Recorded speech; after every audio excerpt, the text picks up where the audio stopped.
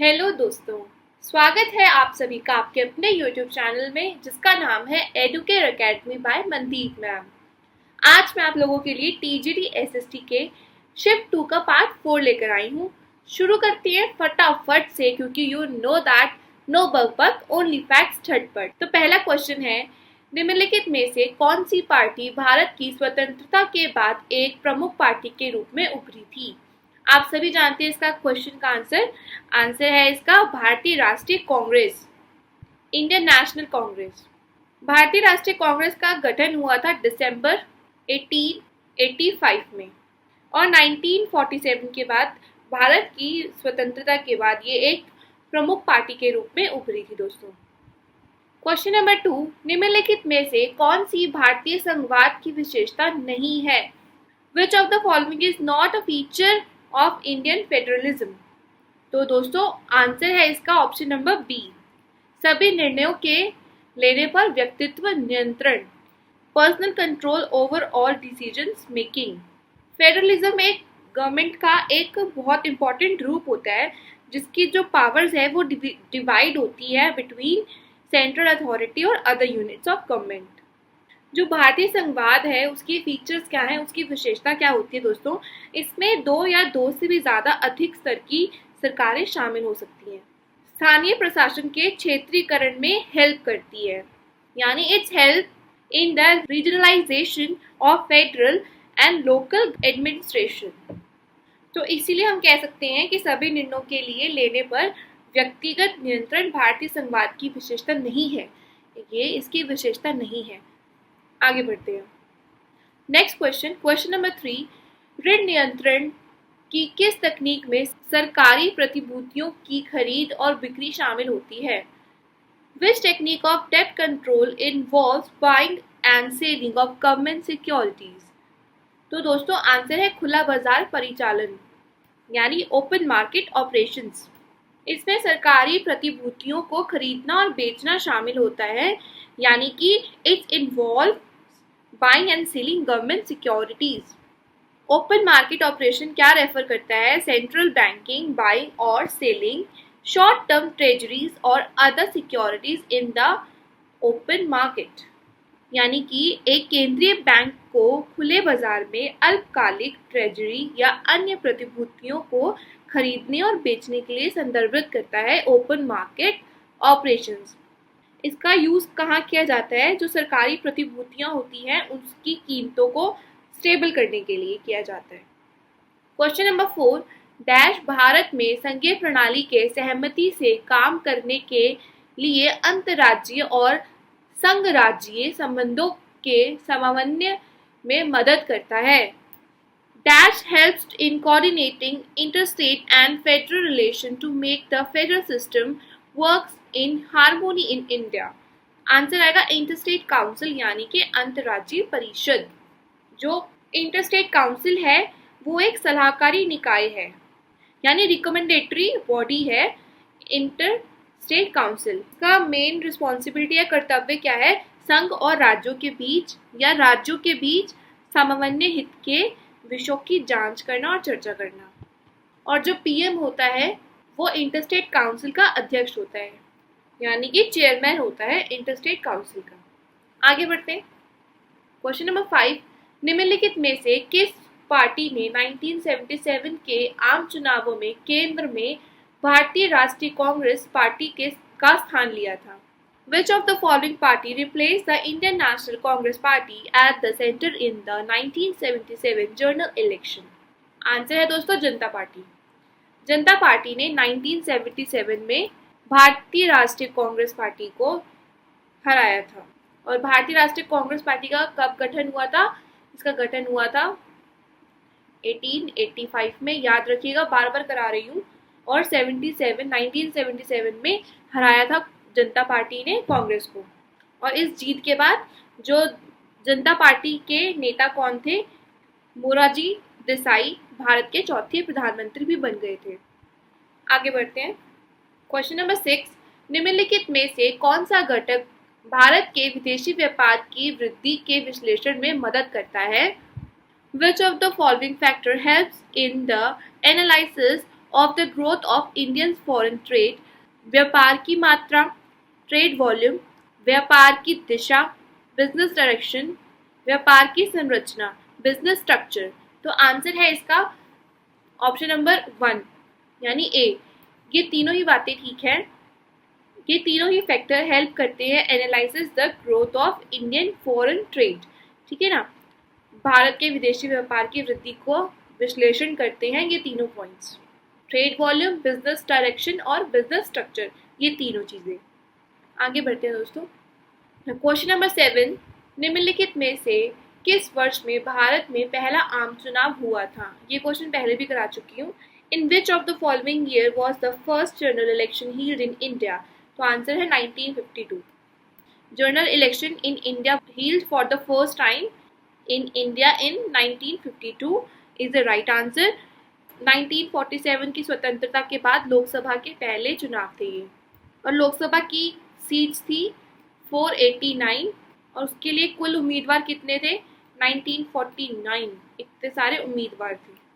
और भारतीय राष्ट्रीय कांग्रेस ने 489 में से 364 सीट्स पर जीत पा ली थी, हासिल कर ली थी। आगे बढ़ते हैं। क्वेश्चन नंबर 8, भारत को ऐतिहासिक भूकंपीयता और मजबूत मैदानी गति के आधार पर क्षति जोखिम जोनों में विभाजित किया गया है। निम्नलिखित में से कौन सा क्षेत्र जोन 5 के अंतर्गत आता है? गुजरात में कच्छ, जम्मू और कश्मीर के भाग, उत्तर पूर्वी राज्य। तो आंसर आएगा दोस्तों option number D is the right answer. 1, 2, 3 Gujarat में कच्छ, जम्मू और कश्मीर के भाग और उत्तर पूर्वी राज्य, ये किस में आते हैं? जोन 5 में। भारत में भूकंप के 4 क्षेत्र डिवाइड किए गए हैं, जो है भूकंपीय क्षेत्र 2, भूकंपीय क्षेत्र 3, भूकंपीय क्षेत्र 4 और भूकंपीय क्षेत्र 5। जोन 5 वो होता है जिसमें बहुत सारे टाइप, मतलब सबसे ज़्यादा खतरा होता है उसके अंदर जोन 5 में, और भारत के लगभग 11% जो एरिया है, 11% एरिया जोन 5 में आता है। ठीक है ना, जोन 5 का मतलब क्या है? विनाशकारी भूकंप, सबसे बिगेस्ट, मतलब सबसे ज़्यादा खतरे वाला भूकंप है वो, याद रखिएगा। और असम, अंडमान निकोबार, जम्मू कश्मीर, नागालैंड, हिमाचल प्रदेश, बिहार, मणिपुर एक्सेट्रा, जो भी जोन्स हैं ये जोन 5 के अंतर्गत आते हैं। क्वेश्चन नंबर 9, निम्नलिखित में से कौन सा कथन भारतीय रिजर्व बैंक के कार्यों के संदर्भ में सही नहीं है? Which one of the following statement is not correct with respect to the functions of the Reserve Bank of India? ये करेंसी नोट जारी करता है, बिल्कुल सही बात है। ये सरकार के लिए एक बैंकर के रूप में कार्य करता है, बिल्कुल ठीक है ये भी। यह विदेशी मुद्रा का प्रबंधन और नियंत्रण करता है, ठीक है ये बात भी। यह निवेशकों के लिए विनियमन दिशा निर्देश तैयार करता है, ये गलत बात है। Option number D is the right answer according to question number 9, क्योंकि बताना है नहीं है, सही नहीं है, तो ये बात नहीं सही है। It's prepares regulation guidelines for investors, ये गलत बात है। ये इशू करता है करेंसी नोट्स, ठीक है। It acts as a banker to the government, it's manage and control foreign exchange, पर ये ऑप्शन इसका नहीं है। एक बार बता दूं, reserve bank of India establish कब हुआ था? वो हुआ था 1 अप्रैल 1935। क्वेश्चन नंबर 10, भारत का संविधान स्थानीय स्वशासन की इकाइयों के रूप में डैश और डैश स्तर पर अपनी शक्तियों और अधिकार को संघबद्ध करता है। The constitution of India federalizes its powers and authority at dash and dash levels as unit of local self government. तो आंसर आएगा गांव और नगर पालिका। भारत का संविधान स्थानीय स्वशासन की इकाइयों के रूप में गांव और नगर पालिका स्तर पर अपनी शक्तियों और अधिकारों को संवृद्ध करता है। एक संघीय सरकार दोस्तों, सरकार की ऐसी वाली प्रणाली होती है जो भारत की केंद्र और राज्य सरकारों के बीच में जो शक्तियां हैं उसको अलग करता है, सेपरेट करता है। और संविधान के 73वें और 74वें संविधान संशोधन ने ग्रामीण और शहरी क्षेत्रों में स्थानीय स्वशासन की स्टार्टिंग हुई थी। आगे बढ़ते हैं। क्वेश्चन नंबर 11, आर्थिक विकास को प्रभावित करने वाला आर्थिक कारक है। The economic factor affecting economic development is, answer is तकनीकी उन्नति, technological advancement. Technological advancement is a key economic factor that can significantly impact economical development. याद रखिएगा, यानी कि तकनीकी उन्नति एक प्रमुख आर्थिक कारक है जो आर्थिक विकास को प्रभावित कर सकता है. तकनीकी उन्नति से क्या होगा? प्रौद्योगिकी में प्रगति से उत्पादकता में वृद्धि आएगी, दक्षता में सुधार आएगा और नए उद्योगों का विकास हो सकता है, जो आर्थिक विकास यानी इकोनॉमिकल डेवलपमेंट को काफ़ी अच्छे से कंट्रीब्यूट कर सकते हैं उसके अंदर, या फिर इकोनॉमिकल डेवलपमेंट में योगदान दे सकता है. इंक्रीज्ड प्रोडक्टिविटी होगा, इम्प्रूव एफिशिएंसी होगी और डेवलपमेंट ऑफ न्यू इंडस्ट्रीज होगी. तो इससे क्या होगा? अगर इन सब चीज़ों में कंट्रीब्यूट करेंगे तो इकोनॉमिकल ग्रोथ और डेवलपमेंट एक्सट्रीमली बढ़ेगा. क्वेश्चन नंबर 12, भारत में विधान परिषद के सदस्य डैश द्वारा चुने जाते हैं.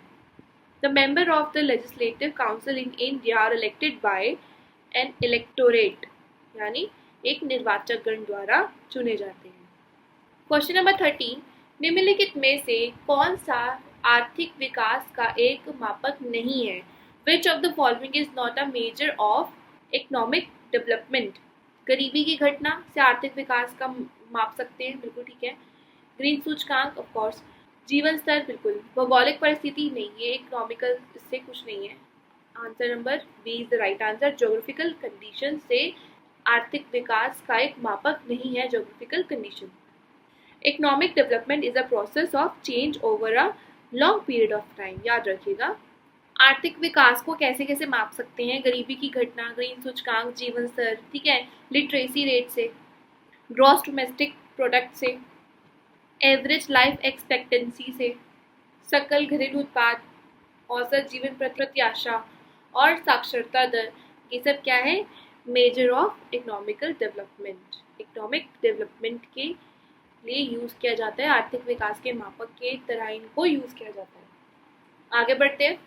क्वेश्चन नंबर 14, भारत के संविधान में शक्ति विभाजन के अनुसार कानून की अविशिष्ट शक्तियां निम्नलिखित में से किसमें निहित है? According to the division of power in the constitution of India, residuary powers of law are vested in which of the following? तो आंसर है इसका संघ, यूनियन.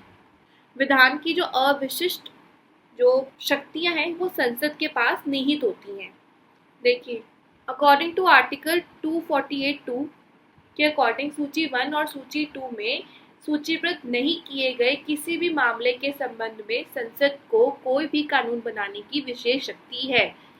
ये इसमें अनुच्छेद में बोला गया है.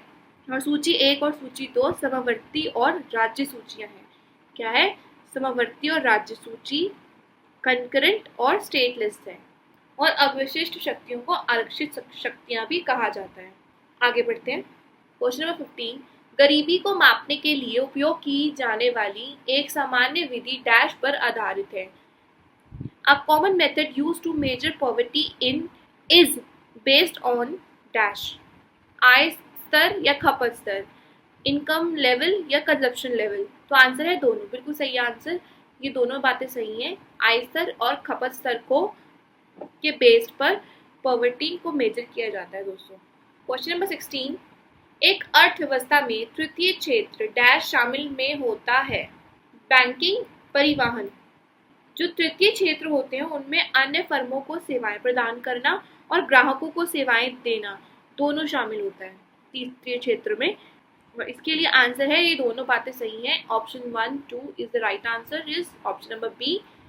ये दोनों ही तृतीय क्षेत्र में शामिल है. एक अर्थव्यवस्था के तृतीय क्षेत्र में बहुत सारी सेवाएं प्रदान की जाती हैं, इसीलिए इसे सेवा क्षेत्र भी कहा जाता है. और जो तृतीय क्षेत्र होता है वो माध्यमिक और प्राथमिक क्षेत्रों के विकास में योगदान देता है. याद रखिएगा. क्वेश्चन नंबर 17, बैंकों को अपनी मांग और सावधि देयताओं की एक निश्चित प्रतिशत के रूप में भारतीय रिजर्व बैंक के पास जो नकदी रखनी होती है उसे डैश कहा जाता है.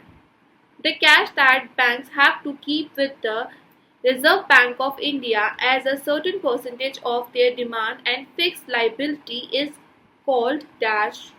तो आंसर होगा कैश रिजर्व रेशो यानी नकदी आरक्षित नीति अनुपात। Option number B is the right answer.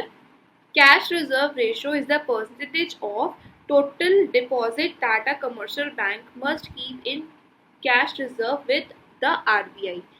जो कैश रिजर्व रेशो है वो एक टोटल कुल जमा प्रतिशत होता है जो एक कमर्शियल बैंक और भारतीय रिजर्व बैंक के पास नकद भंडार में रखना चाहिए। किसके पास रखना चाहिए? कमर्शियल बैंक और आरबीआई, उसके पास डिपॉजिट होना चाहिए। क्वेश्चन नंबर 18, निम्नलिखित में से कौन सी विशेषता लोकतंत्र की संकल्पना का हिस्सा है? Which of the following feature is a part of the concept of democracy? Equality, monotony, autonomy। समानता, एकतंत्र या स्वायत्तता। तो आंसर होगा 1 और 3। बहुत इजी है ये तो। समानता और स्वायत्तता लोकतंत्र संकल्पना का हिस्सा है। क्वेश्चन नंबर 19, भारत सरकार ने डैश में नकद प्रबंध बिल पेश किया। The Government of India introduced the Cash Management Bill in, answer है ऑप्शन नंबर 1 ए 2010 में पेश किया था। ये जो कैश मैनेजमेंट बिल्स है ये एक शॉर्ट टर्म बिल्स हैं जो इशू करा जाता है central government to address its immediate cash needs. ठीक है, और ये सबसे पहले जारी किया गया था 12 मई 2010 को। और इसकी जो मेजॉरिटी एज होती है वो होती है 91 डेज से कम। याद रखिएगा। आगे बढ़ते हैं। क्वेश्चन नंबर 20, भारत में डैश के चुनाव फर्स्ट पास्ट द पोस्ट चुनावी प्रणाली के उपयोग करके कराए जाते हैं।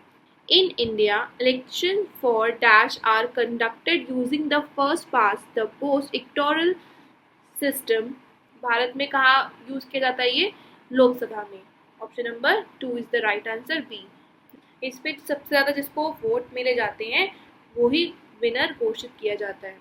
को सबसे ज़्यादा वोट दिए जाते हैं वो ही सीट को जीतता है। और इसका यूज़ कहाँ होता है? भारत में लोकसभा और राज्य विधानसभाओं को सीधे चुनाव कराने के लिए किया जाता है। थैंक यू सो मच दोस्तों। जल्दी मिलेंगे नेक्स्ट वीडियो के साथ। तब तक बने रहें। Like and subscribe Educare Academy by Mandeep ma'am. आपका फीडबैक मेरे लिए बहुत इंपॉर्टेंट है। प्लीज़ आप अपना फीडबैक दीजिए कमेंट्स में। Thank you.